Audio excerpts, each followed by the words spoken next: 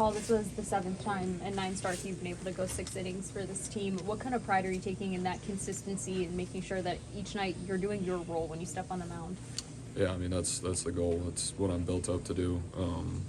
It's my job, frankly, so just going to keep doing my best to do that. When you're facing a lineup as strong as this, there were moments where you needed to execute in against big guys, and you did. In those moments, how's your mindset shifting? Yeah, I mean, it just comes down to execution, and I guess today I executed when I needed to, so not every day is like that. How did you feel about your overall command in this one? Could have been better. In what way? Just spraying it a little bit too much when I probably shouldn't have. It's kind of been something we're working through, but that's probably as bad as it gets. And being able to get out of there with 1 run is a good thing. But we're more efficient. Maybe we go 7, maybe we go 8. So yeah, just got to be better. Still, you held the Mets 2 for 10 with runners in scoring position. How did you bear down and get the outs? Yeah, it just comes down to execution, just executing when I needed to. Hey, the lefties in their lineup, what did you notice about their approach against you today? Yeah, I don't know. They did a pretty good job at times. They were kind of just swinging a little bit. Caught a couple balls, obviously the Nimmo double and then the McNeil double.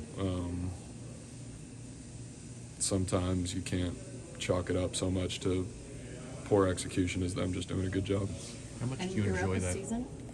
Throughout the season, when you notice things like that, maybe it is against the lefty, maybe it's against the righties, are you making any adjustments early in the year, or are you waiting to get a bigger sample size for that?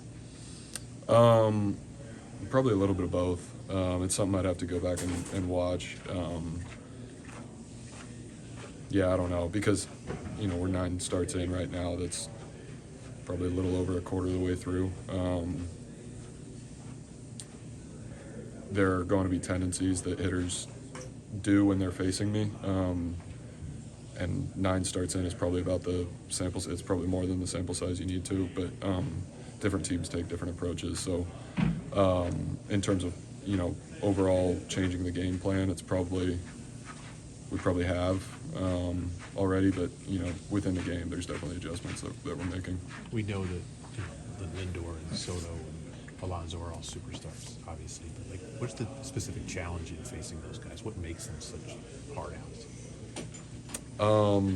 I mean, there are hitters that, for lack of a better term, when they're bad, they're still good. Those are all 3 of those guys are those guys. They're not bad right now. I'm just saying, over the course of the season, some guys are going to slump a little bit and that kind of but their slumps aren't slumps. That's the thing for me. So, you see Lindor obviously got that ball, or 2 of them, 2 singles.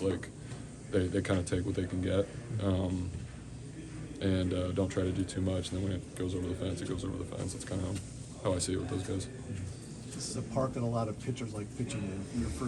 What's your first impression of pitching at Citi Field? Just the conditions. I guess a lot of people like pitching here. What do you think of it? Yeah, it was a good mound. Has anything been different so far with 4 games with Don Kelly as the manager? And what do you think he's going to bring to this team?